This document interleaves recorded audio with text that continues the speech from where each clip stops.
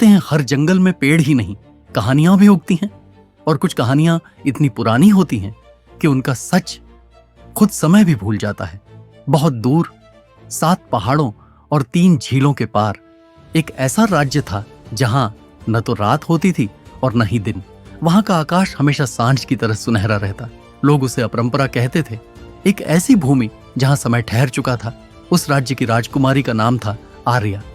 वह बाकी राजकुमारियों जैसी नहीं थी, ना रेशमी गाउन पसंद करती थी, ना ही सोने के ताज। उसे तो जंगल की पगडंडियों पर चलना, अनसुने गीत सुनना और हवाओं से बातें करना अच्छा लगता था। लेकिन अपरंपरा की सबसे बड़ी पहेली यह थी, वहां कोई भी बच्चा पैदा नहीं होता था। सालों बीत जाते पर नई किलकारियां सुनाई नहीं देती। लोग जवान होते फिर अचानक गायब हो जाते, जैसे समय उन्हें निगल लेता हो। राजा ने कई विद्वानों, साधुओं और जादूगरों को बुलाया, लेकिन किसी के पास जवाब नहीं था। एक रात जब महल की छत पर चांदी जैसा चांद चमक रहा था, आर्या ने एक रहस्यमयी फुसफुसाहट सुनी। उत्तर खोजने के लिए तुझे उस जंगल में जाना होगा जहां हर पेड़ की जड़ें यादें पीती हैं। वह जंगल था स्मृति वन। आर्या अकेली निकल पड़ी। उसके हाथ में बस एक लालटेन थी जिसकी लौ बुझती नहीं थी। पेड़ सचमुच अजीब थे। उनकी छाल पर चेहरों की परछाइयां झलकती थीं, मानो वे अतीत के लोग हों। अचानक एक वृक्ष ने गहरी आवाज में कहा, राजकुमारी, अगर तुम्हें अपने राज्य को बचाना है तो समय के कुंड तक पहुंचना होगा, लेकिन सावधान, वहां 3 परीक्षाएं होंगी।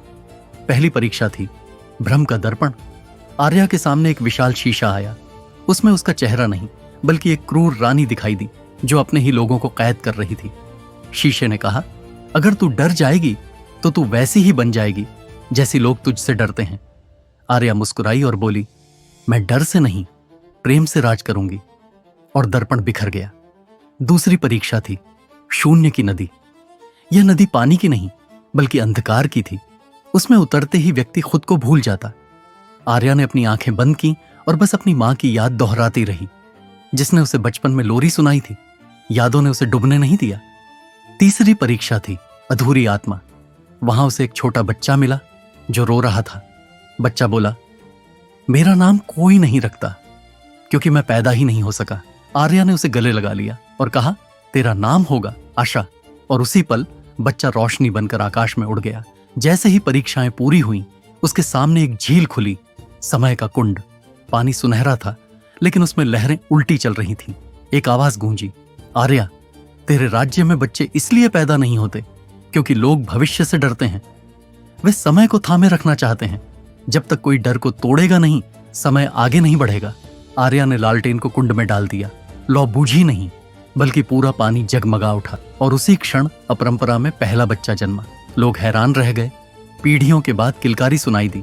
राज्य में उत्सव छा गया। राजा ने अपनी बेटी को गले लगाया और कहा, आज तूने सिर्फ अपने राज्य को नहीं, समय को भी मुक्त किया है। लेकिन जब सब जश्न मना रहे थे, आर्या ने देखा उसके हाथ में अब एक रहस्यमयी चिन्ह उभर आया था, जैसे किसी ने अगली कहानी लिख दी हो। क्योंकि यह तो बस शुरुआत थी।